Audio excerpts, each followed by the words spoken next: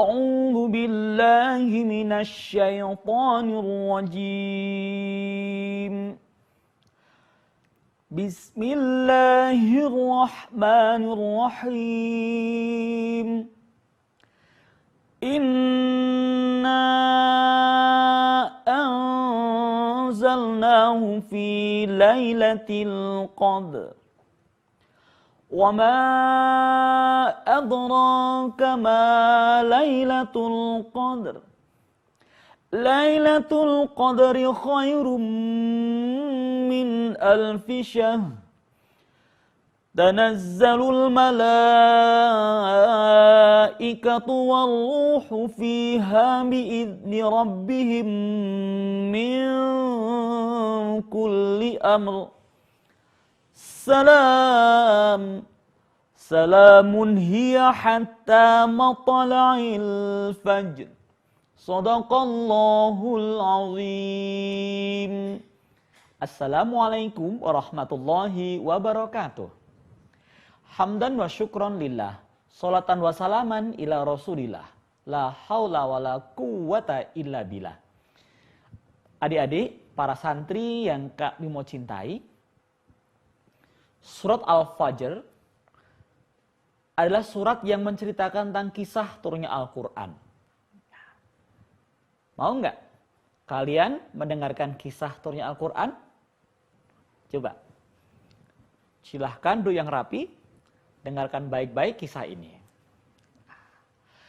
Al-Quran, Al-Quran, Al-Quran, firman Tuhan, diturunkan malaikat Jibril, kawan pelajari serta diamalkan. Di sebuah puncak gunung bernama Jabal Nur, ada sebuah gua kecil bernama Gua Hira. Nah, tanggal 17 Ramadan di malam hari, ada seorang pria tampan sedang duduk bersemayam di dalam gua itu. Siapa pria itu?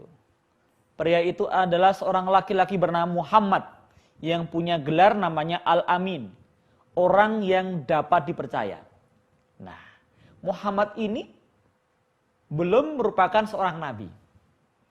Dia punya kebiasaan menginap di gua itu. Mengapa ia menginap? Nah, ini masalahnya. Karena beliau hatinya sangat prihatin.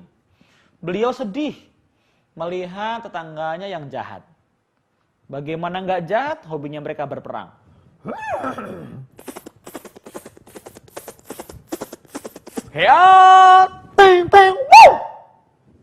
Melepas panah, melempar tombak, kemudian bahkan membunuh orang-orang yang mereka tidak sukai.